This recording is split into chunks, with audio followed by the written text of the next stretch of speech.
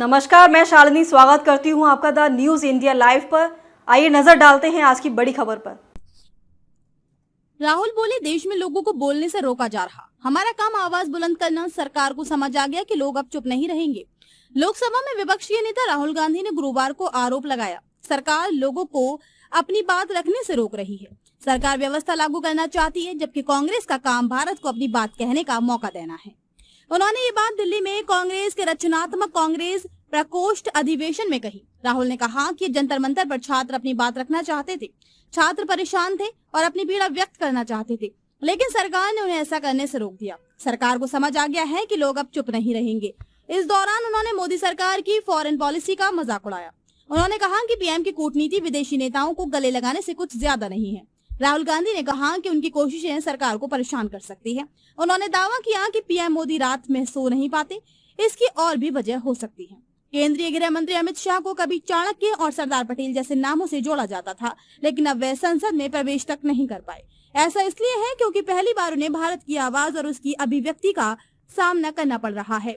भारत में बहुत से लोग कायरों जैसा व्यवहार कर रहे हैं। अगर आप ब्रिटिश साम्राज्य से लड़ रहे हो और डर लगने की बात कहें तो समझ में आती है, लेकिन आज आप उन मस्खरों और जोकरों से लड़ रहे हैं जिन्हें हमारे दर्शन या इतिहास का कोई ज्ञान नहीं है।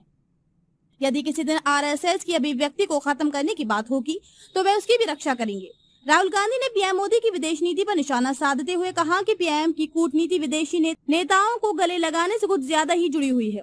मुझे नहीं पता कि उन्हें ये विचार कहां से आया। उन्हें लगता है कि गले लगाना ही विदेश नीति है। ऐसा कहते हुए राहुल ने मंच पर कांग्रेस नेता संदीप दीक्षित को गले लगा दिया।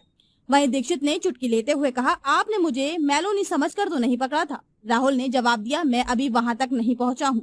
उनकी इस बात से लोग हंस पड़े। रचनात्मक कांग्रेस का राष्ट्रीय अधिवेशन 12 अगस्त को नई दिल्ली के इंदिरा भवन में हुआ था। इसमें सामाजिक संगठनों, कार्यकर्ताओं, शिक्षाविदों, अकादमिक जगत, कलाकारों, सामुदायिक प्रतिनिधियों और नागरिक समाज से जुड़े लोगों ने हिस्सा लिया।